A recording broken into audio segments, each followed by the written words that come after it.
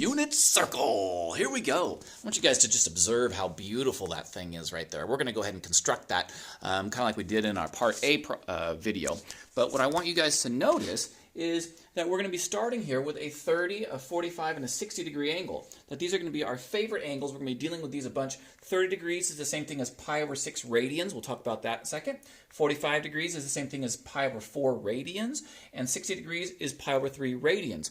What's a radian? Well, a radian is going to be just like a radius, right? That's where the name comes from. So if we were to look at this circle right here, and I said that's the radius, just one radius. If I have one radius, how many of those radiuses, radii, would fit around the circle on the outside, right? And it turns out that if you were to take that one radius and you were going to just lay it along the circumference here, that one radius there, another radius there, another, you would actually get 3.14 radiuses to get here.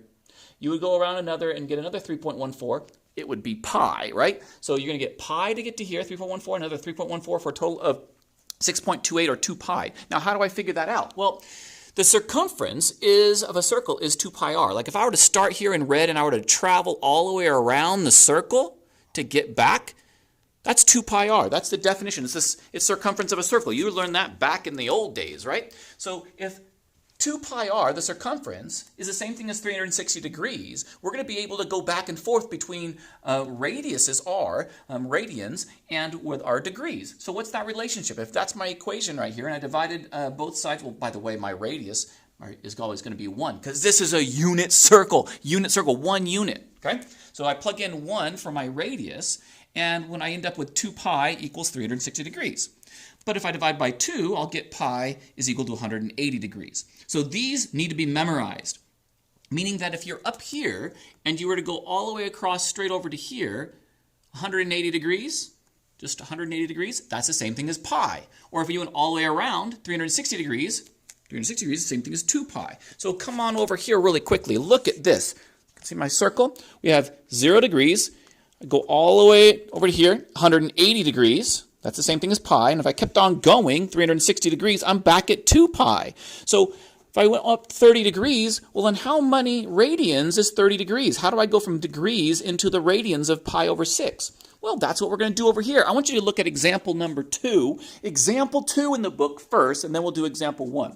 Example 2 says convert degrees into radians. If I said I have 45 degrees, which of course is this right here, 45 degrees, right? How are we going to get pi over 4?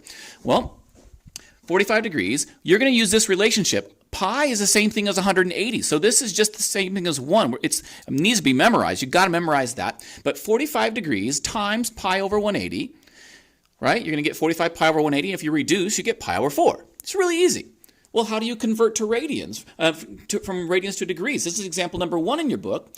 If you have pi over 2 radians, you multiply by 180 over pi. It's the opposite of this. Instead of pi over 180, you're doing 180 over pi. So I want you to make sure you guys got this. You've got to make sure you guys get this. It's got to be memorized here. You've got to memorize. Degrees to radians, you got to multiply by pi over 180. Radians to degrees, you multiply by 180 over pi. When you do that, you're going to get 180 pi on the top, you're going to get 2 pi on the bottom, and pi's will cancel, you get 90 degrees. That tells us that pi over 2 is the same thing as 90 degrees.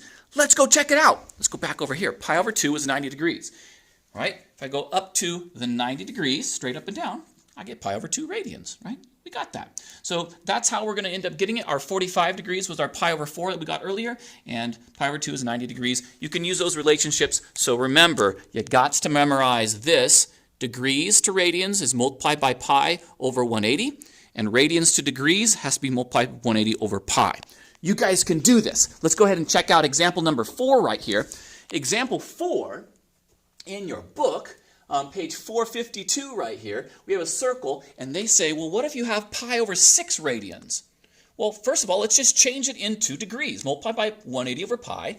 The pi's will cancel, and you get 30 degrees. We've been talking about a 30-degree angle. We can do this. So let's find our 30-degree angle. If I make a 30-degree angle, right, make a 30-degree angle, that has to be 1 because it's a unit circle. The hypotenuse will always be 1.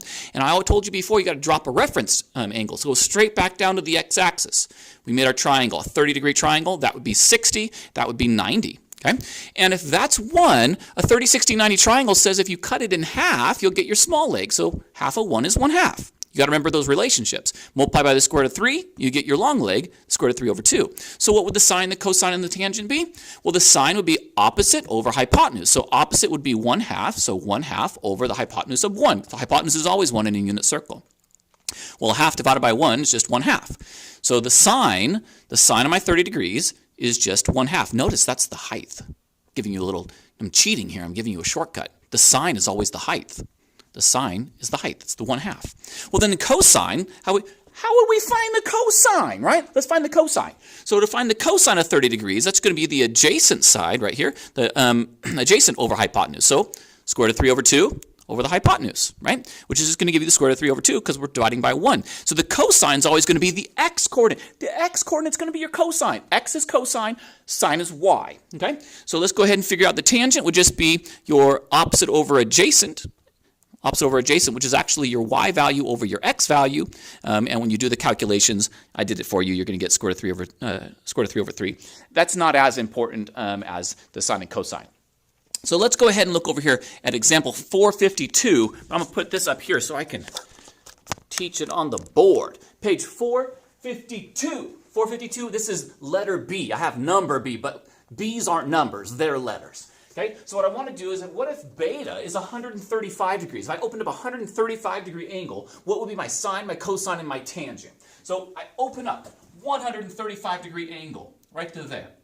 Okay, but I have to draw a reference triangle straight down. My reference angle's got to go down to my x-axis, right? And when I do that, that would make that a 45 degree angle because it has to be total of 180, right, to get to the straight line. So that has to be 45. We know our 45 degree angles. We've been doing this before, right? 30, 60, 90s, and 45, 45, 90s. Those ones we know. So 45 degree angle, remember the hypotenuse has to be 1 because it's a unit circle. So that's 1. And the relationship was that the legs would be root 2 over 2 and root 2 over 2.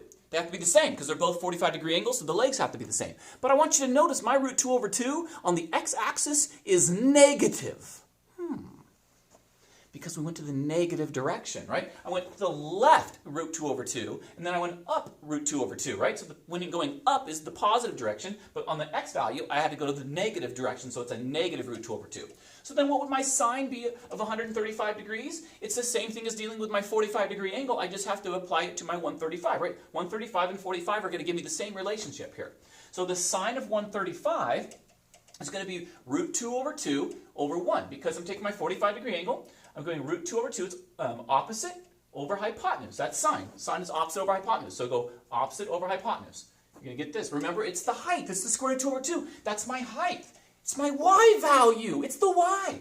Cosine is 130 of 135 degrees. Remember, go back, make a 45 degree angle. Cosine is going to be your adjacent over your hypotenuse. The adjacent side is the negative square root 2 over 2, right? That's the x coordinate, right? That's the x value. Negative square root 2 over 2 over 1. It's always 1 because it's a unit circle, right? And so you're going to get negative root 2 over 2 is your x value, which happens to be your x value. So the sine is always going to give you the same answer as what your height is. The cosine is always going to give you your x value, right? So sine is height, right? Cosine is your x value, your left and right. Okay? And then tangent, of course, is your opposite over adjacent, which is going to be, in this case, they just cancel, you get the negative 1. Pretty darn easy. Let's go ahead and move over to example letter C. This time we have theta is, the angle is a negative pi over 2. Well, that's in radians, but I don't know what that is. Let's figure it out into degrees. The rule is take negative pi over 2, you multiply it by 180 over pi. That's the relationship we learned. And when we do that, you're going to end up with a negative 180 pi over 2 pi. And so you've got to cancel out the pi's, and negative 180 over 2 is a negative 90 degree angle. Now, negative angles means you've got to go the opposite direction. So instead of going up 90 degrees, I'm going to go down 90 degrees. I'm going to go backwards 90 degrees. It's a negative 90. Now remember, that's going to bring this to a coordinate of 0, 1. I'm not going anywhere. I don't go anywhere left and right. I'm on the origin, and I just went straight down to negative 1. Okay? So my coordinate is at negative 0, negative 1. My x value is the 0. My y value is the negative 1. I don't have a triangle. There isn't a reference triangle. It's just straight down. Right? So straight down to this point. So what would the sine, cosine, tangent of that be? The sine, remember, that's your height. That's your y value. And I went down to negative 1. So my y value is negative 1. Negative 1 sine negative 90 is negative 1. It's my y value. Well, then what's my cosine of negative 90? That's my x value. So I went, I didn't go to the right, I didn't go to the left, I didn't go nowhere. My x value is going to be 0. I didn't go anywhere, my x value is 0. So cosine is 0. And then tangent's going to be your y value over your x, right? So, or the opposite over adjacent. And so that's going to be the negative 1 over 0. That's not defined because you can't have 0 on the denominator. So that's like, you can't do that. And that, my friends, is the chapter. I hope you enjoyed it. Lend it out!